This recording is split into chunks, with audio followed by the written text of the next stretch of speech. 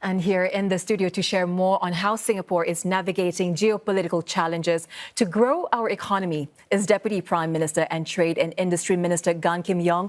Minister, welcome to Singapore tonight. Thank you, Shada. Happy to see you. Happy to see you too. Now, you spoke earlier at the Committee of Supply debate about how Singapore is facing economic uncertainties and it is in uncharted waters. How have MTI's investment strategies been impacted by this rapidly changing and uncertain global environment? Well, let me just put it in context to start with. First, the world we are in today is very different from the world we are used to. Singapore, as a small and open economy, depends critically on an open, rules-based trading system where countries come together to explore opportunities to do well, to cooperate, and to achieve win-win outcome. But today, countries are competing aggressively against each other to protect their own industry and to attract investments. And this is an environment that we have not been used to, but it is something that we have to recognize and have to deal with. And I think Singapore has been doing well over the last few years. In fact, over the last 60 years, we have invested in our infrastructure, invested in our people, investing in our ecosystem to make sure that we remain a very attractive place for international investments. And we have done well last year, achieving 13.5 billion of investment commitment. I think this goes to show that we will remain an attractive destination for investments.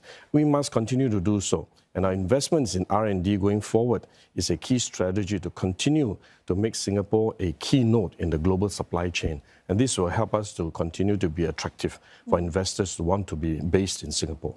I want to talk about the R&D investments later in a while. But in relation to the probe on NVIDIA exports and Singapore's free trade policies, what does the government plan to do to ensure that Singapore remains an attractive and neutral hub for both the Chinese and American tech companies?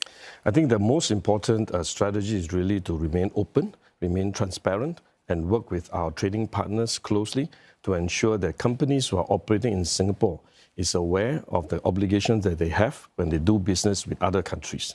This way, we make sure that we have a clear understanding. And where possible, at the operational level, we work very closely with our counterparts in other countries, in this case, the US, to facilitate their investigation to the extent possible under our laws. And we also constantly remind our businesses to comply with the regulations and the laws in Singapore as well as in other countries where they operate in. What plans then does MTI have to strengthen controls on transshipments through our country while also ensuring that they align with our free trade policies? As I mentioned earlier, I think for transshipment that goes through our country, we work with our trading partners where we have information, we facilitate investigation to make sure that they comply with the rules and regulations. And for cargo or the imports that come into Singapore, they have to comply with our export rules that we have in Singapore.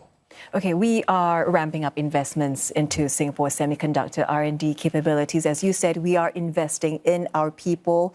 To what extent can this guarantee safeguards to our access to high-end technology in light of the global tightening of rules on chips? I think it is important for us to always remind ourselves not to be complacent.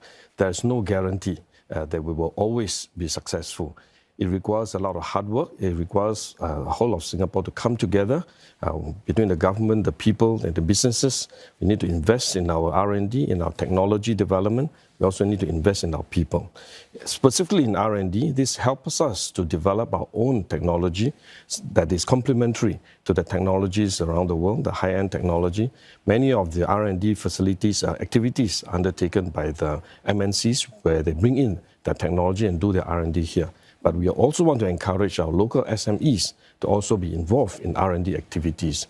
And the Netnistic R&D fab that I announced today is one facility that will cater to the needs of the SMEs who want to do R&D in Singapore, because this is a common facilities that are quite expensive to install. The SMEs will not be able to afford it, but because we have set it up, our SMEs will then have an opportunity to do R&D by using these facilities. And this facility also provides a platform for the SMEs to collaborate with the MNCs, with the larger companies, so that there's a technology transfer and we will then be able to develop our own technology. This will make the semiconductor industry more sticky in Singapore. We'll continue to help Singapore to be a semiconductor powerhouse. How can we get more SMEs on board? How do we encourage more SMEs to look into R&D? We will work through our trade associations. We also work through the MNCs, the large companies, because these SMEs, many of them serve the larger companies, the larger manufacturers. It's in the interest of these larger manufacturers to also uplift the technological capability of the suppliers. So I think we work with from both ends to help and encourage these SMEs to embark on R&D. But of course, we also work with the SMEs themselves to encourage them to understand what their needs are. And this NISTIC R&D Fab is also one of the feedback from our SMEs on the ground that they need such a facility. And therefore, we provide this facility and hope that it will facilitate their R&D efforts. Minister, MTI is also looking to introduce a $1 billion private credit growth fund. What sectors stand to benefit from this fund? And are we thinking of growing more unicorns as a next pillar of growth? Of course, we hope to be able to grow unicorns, but this private credit is really filling a gap in the financing toolkit that we have, because there will be equities investments where your investors will invest equity in the companies, but this may end up with a dilution of the owner's interest in the company and control in the company. So some owners would prefer to take a loan rather than to have an equity investment. But commercial loans are sometimes not available for this type of projects that may have a very unique financing needs. Private equity has the flexibility to allow the credit to be able to design and to structure it according to the needs of the companies. So this way, I think it will fill a gap in the financing continuum. And this will also be important for some of these companies with a very high growth potential, but need specialized funding requirements. So I think the focus really is on the companies which have high growth potential and needs credit facilities to allow them to invest, to expand the market overseas, to even go through maybe merger and acquisitions by acquiring other companies to expand their size. So I think some of these will require specialized private credit facilities. I think we have time to also talk about AI, Minister. Singapore has long signaled a commitment to develop an AI-ready workforce and have developed various programs in support over the last few years. Where are we at when it comes to adopting AI solutions, especially for local businesses? I think we have been helping our local businesses to embrace AI, because AI is going to be a key game changer in time to come. But we are not just adopting AI for the sake of AI. We want to encourage our businesses to look at AI use cases, specifically the use cases that will benefit them. So we want to embark on this journey together with them and help them find out how AI can help their businesses transform the way they operate and the way they develop products and services. So I think AI is very important for us. We do it from two angles. First, we set up AI in specific sectors. For manufacturing, for example, last year we introduced an AI Center of Excellence for manufacturing sector. So this will allow companies in the manufacturing sector to have access to AI capacity and as well as expertise. So they share resources in this AI center, and their experience, their outcome, their solutions can also be shared among manufacturing companies. So this is a sectoral base. But we are also looking at how we can support individual companies which are more ready to embrace AI, to develop their own centers of excellence within the companies. And this is the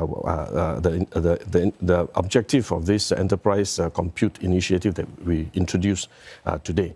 This will help also these individual companies to tap on the facilities, the capabilities of our cloud services providers, and to also tap on consultancy services to help them develop customized bespoke solutions for specific companies. And some of the solutions that they develop may also be applicable for other companies. So I think this way we will then encourage more companies to embark on this AI journey. All right, Minister, we appreciate you coming in to speak with us tonight. Thank you so much. Thank you very much. That was Deputy Prime Minister and Trade and Industry Minister Gan Kim Yong.